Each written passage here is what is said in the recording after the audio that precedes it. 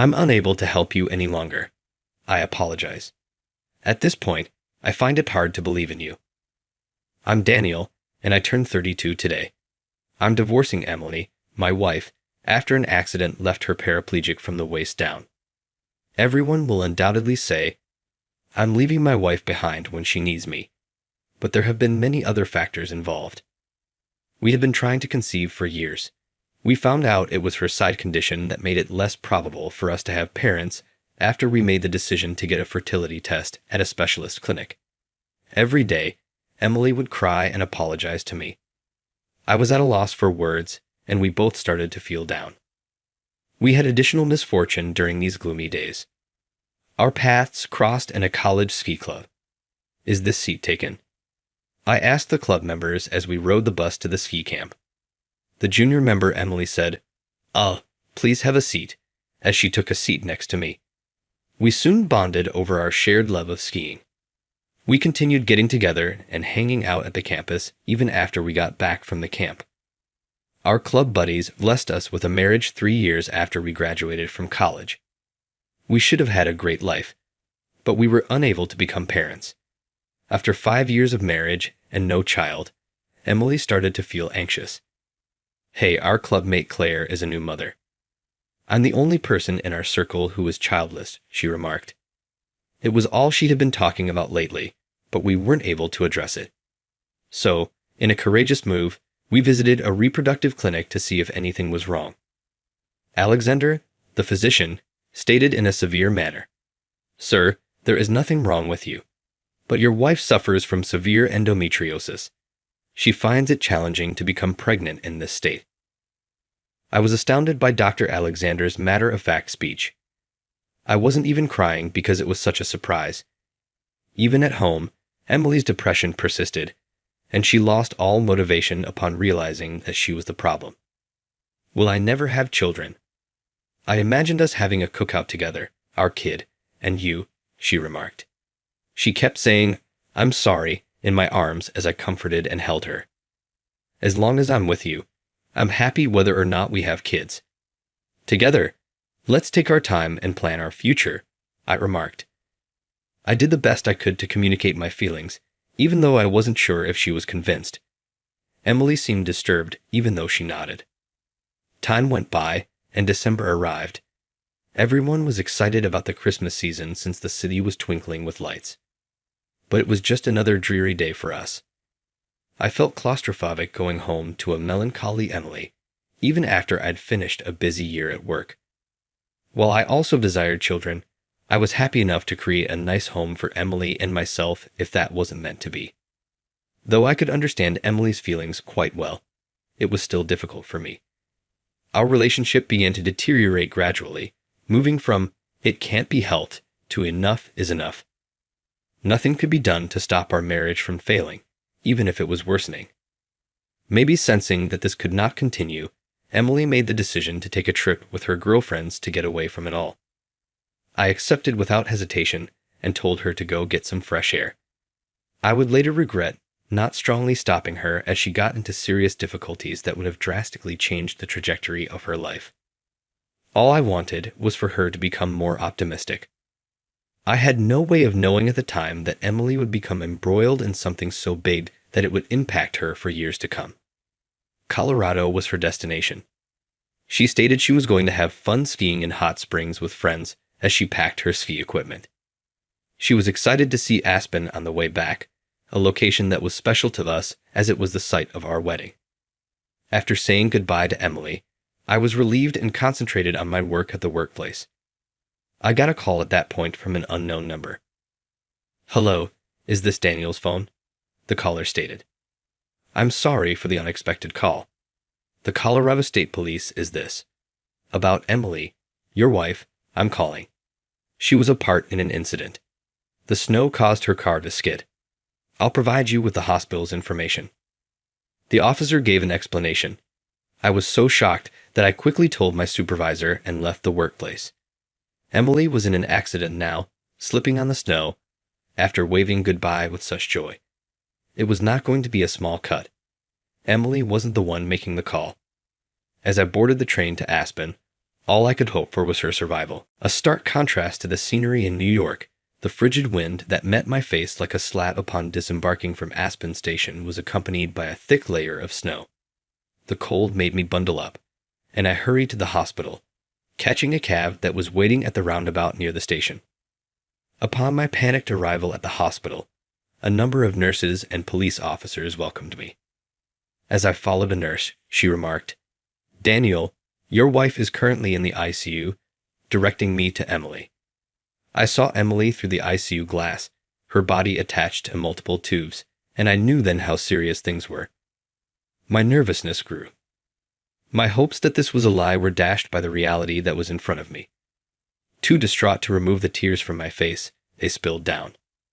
The nurses completed their explanations, and then 2 police officers began their briefing. "Daniel, can we explain the details of the accident?" Their hesitation unsettled me. "A guy passenger was with your spouse. Did you know about that?" I could hardly believe what I was hearing, and I was in shock. A male? Emily? No, I mistook her for one of her girlfriends. Does that not make sense? I was only able to ask for that. I knew she had planned a trip with her pals, because I had seen her with another man. However, she was just in an accident with a romantic partner.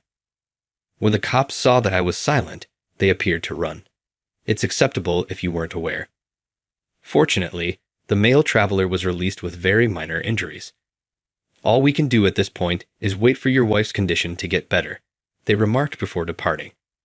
I became lost and sat with my head in my hands on a bench. What was happening? How was Emily spending her time? She lied to me, but why? I must have sat there for a long time in a fog. Then I heard someone ask, "Is Emily's husband here?" from a distance. She is now conscious again. I realized I had to return to reality when I heard the nurse's excited voice announcing the wonderful news. Emily was in pain and attempting to tell me something as I hurried to her side. "I really apologize, Daniel," she said, hardly cognizant. "Don't worry, it's all right." I urgently implored Emily to stay strong, forgetting what the policeman had instructed me.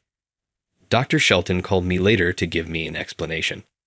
Can my wife, recover fully?" I questioned nervously. Dr. Shelton provided a somber justification. "Regretfully, your spouse has suffered a serious injury to her spine. She will most likely be unable to live her life as she did because she will be paralyzed from the waist down. She'll probably require a wheelchair because of her existing situation." Even though I was ready, there was still a serious risk to my life. In fact, her survival was practically a miracle. It sent me into the dark and left me feeling completely crushed. I've been helping Emily through her recuperation by going to the hospital every weekend since then. I finally plucked up the guts to ask her the question that had been bothering me when she was able to eat by herself. "Emily, I have a question for you. On the day of the incident, who were you with?" Emily hesitated, obviously distressed. "I apologize. I am unable to inform you. I shouldn't have been with that person. I made a very dumb mistake." When Emily finally said something that sounded like an admission of her affair, it was that one sentence that ultimately led me to decide to file for divorce. If she had been innocent, I would have stood by her side, no matter what obstacles she faced physically.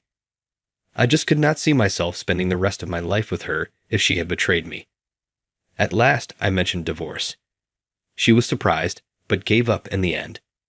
My father-in-law, her father, was the only one who attempted to talk me out of it. I chose to divorce Emily and firmly refused to comply with his constant requests. Even though Emily and I had once been married and had a great love, our marriage ended suddenly when it was time to say goodbye. It's been 3 years since Emily and I split up. The healing process was protracted.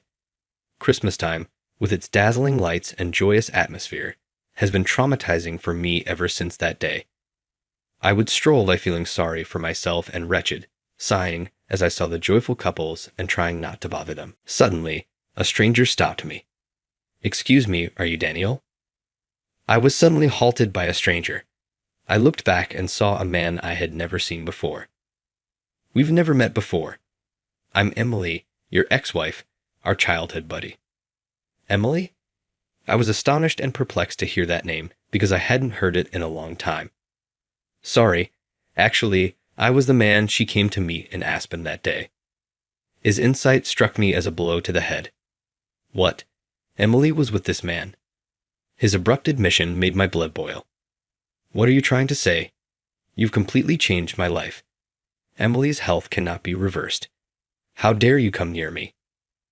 I held my breath and surprised even myself by approaching the man with composure and strength.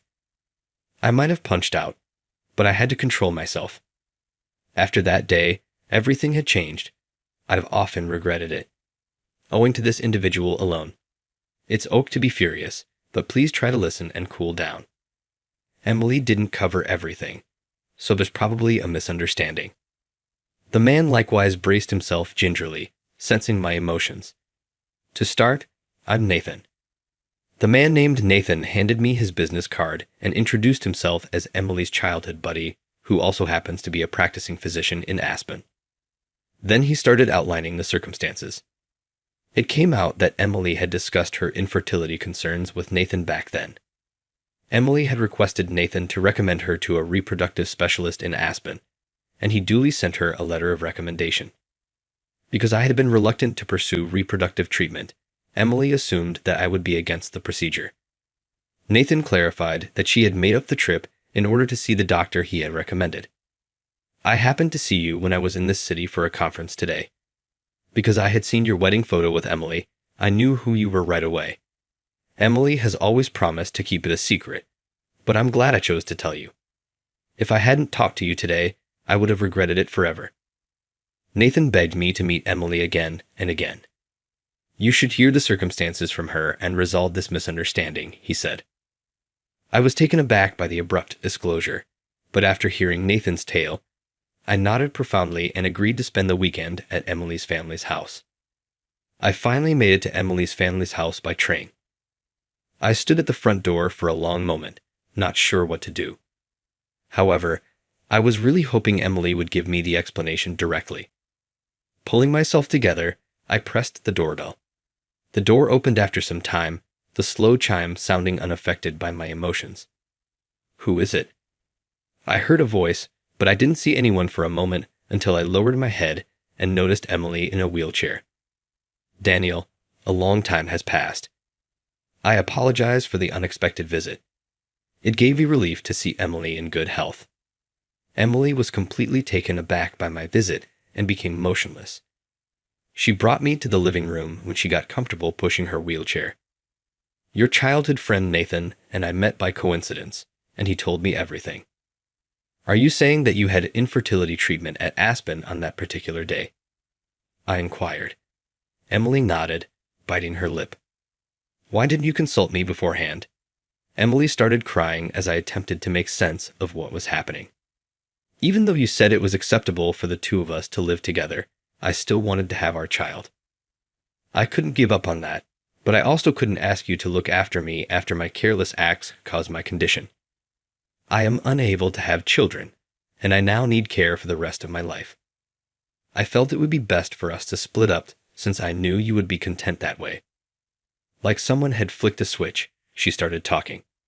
Her sobbing seemed to be an attempt to let go of all the emotions she had been suppressing. It wasn't malicious on her part to keep it a secret. Had it not been for the accident, she would have simply gone to see the doctor that her childhood friend had recommended. She most likely felt incapable of bringing it up. She accepted the infidelity theory rather than refuting it. That was her way of expressing her love in light of her current disability. As I looked up and saw Emily's father standing behind her, I was at a loss for words. Daniel, I truly apologize for what we made you go through. I was aware of it as well, but seeing my daughter struggle with her impairment and face an isolated future was intolerable for me as a father. We sincerely apologize, he stated. I stood up straight in front of them. I take responsibility too. I was being disrespectful when I suggested that Emily could live without children when she was in pain. We ought to have looked into additional options that we could both agree upon, I said, extending my hand. Emily's hands were resting on my lap. I knelt in front of Emily in her wheelchair and held her hands. apologizing from the bottom of my heart. I'm so sorry for leaving you alone. I resembled a knight pleading with his princess for pardon. I see what you were saying now. As your wife, I should have considered methods to make you happy despite having a body that is incapable of bearing children. I ought to have been sincere in my appreciation for your support and transformation. Emily confided in me about her true feelings as well. We could both finally share our thoughts and regrets at this point. Thus, we were able to fix the misunderstanding that had existed for years. We were married again a few years later. We were still in love with each other and regretted the divorce. I want to try again, even if it's not simple. I declared my love for Emily and made a proposal. Emily was content, yet her need for care perplexed her until the very end. I addressed all of her worries one at a time while we talked about remedies.